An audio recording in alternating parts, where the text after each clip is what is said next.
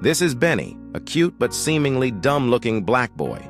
All his classmates get very good marks on their class tests, but his marks are highly predictable. He scores in single digits every freaking time and becomes a laughingstock for his classmates.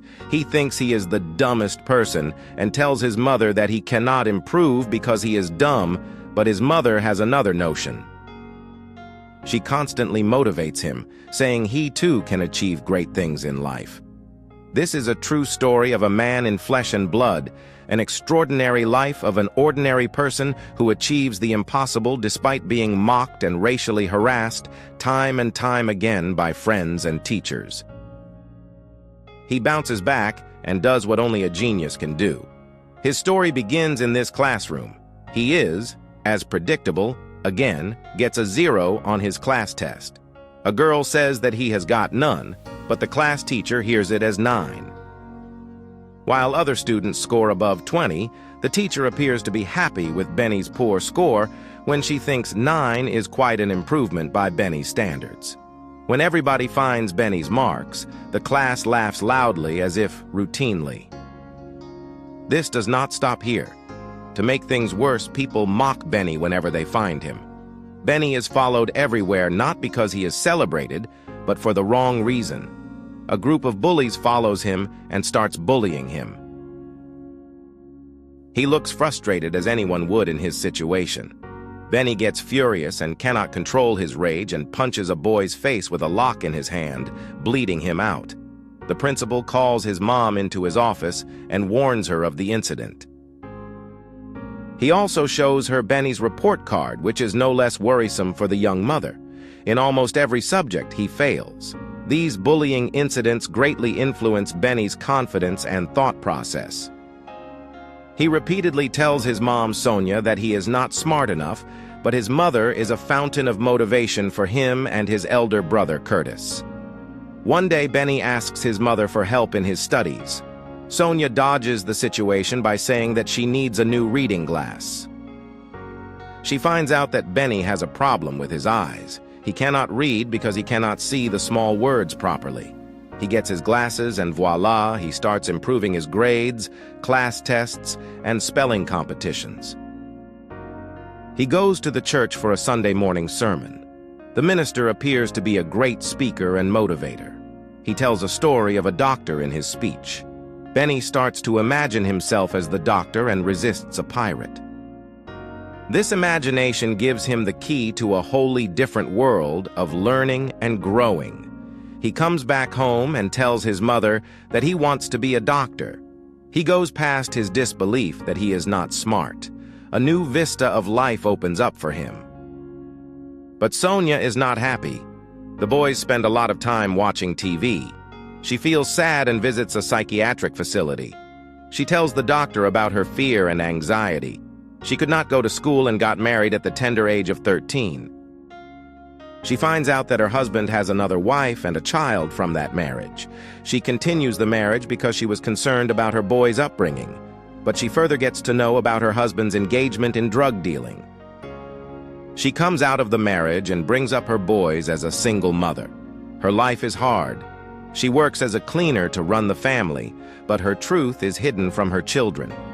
This causes great havoc on her mental health, and the fear and anxiety start to eat her up, giving her depression. The doctor finds out that she has suicidal thoughts. He suggests that she get admitted for a few days. She is worried, but she decides the same. Sonia tells Curtis and Benny that she is visiting Detroit. She leaves them in an elderly woman's care. She asks the boys to memorize the tables. The boys protest, but they have no way out. When Sonia reaches the hospital, she finds a letter by Benny among her belongings full of spelling mistakes. But the letter is very moving. Sonia gets emotional seeing the letter. Meanwhile, Benny keeps improving his studies. Now he gets 24 out of 25 on a class test. He runs home to tell their caregiver, but to his surprise, he finds his mom is back home. He embraces her, tells about his progress, and shows her his marks. Sonia is visibly very proud and happy. She keeps motivating Benny, and he keeps improving. Sonia, meanwhile, finds cleaning work at a learned and compassionate person's house. She is gobsmacked by seeing a huge room full of numerous books. She comes back home and sees her boys watching TV.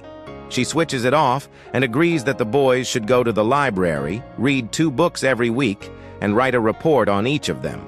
She also declares that the boys can only watch 2 TV programs every week after finishing their homework. The boys look frustrated, but they listen to their mom. They enroll themselves in a library and develop their reading habit. They start the process of learning on TV as well.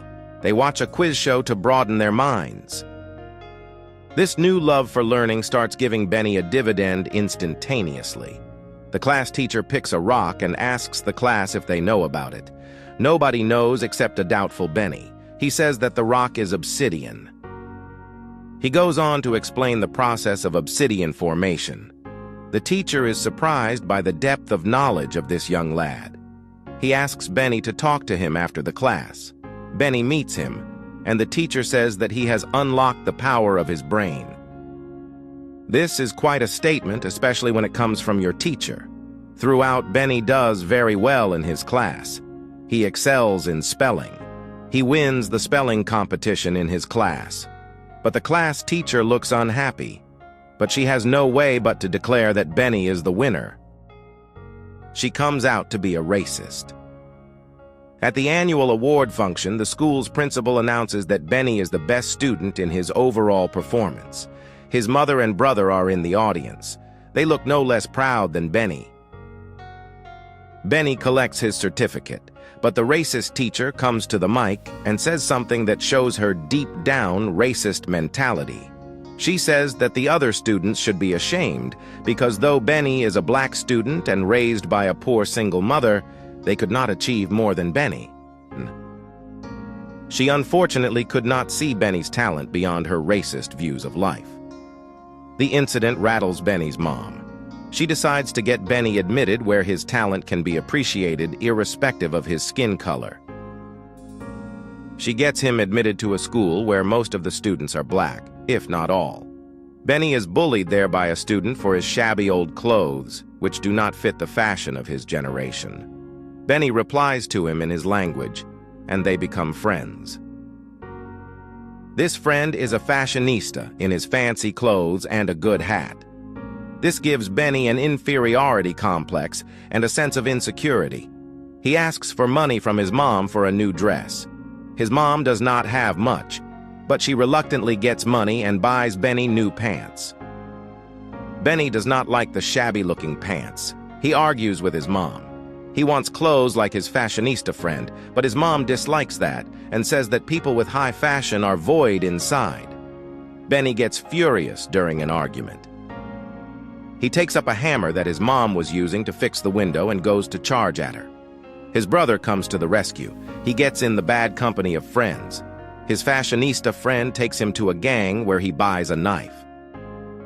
During an argument, his friend insults him. Benny takes the knife and stabs him. For both of their luck, no serious thing happens as the knife was already broken. Benny runs in fear from the school. This is a blessing in disguise as he leaves the toxic and harmful friendship.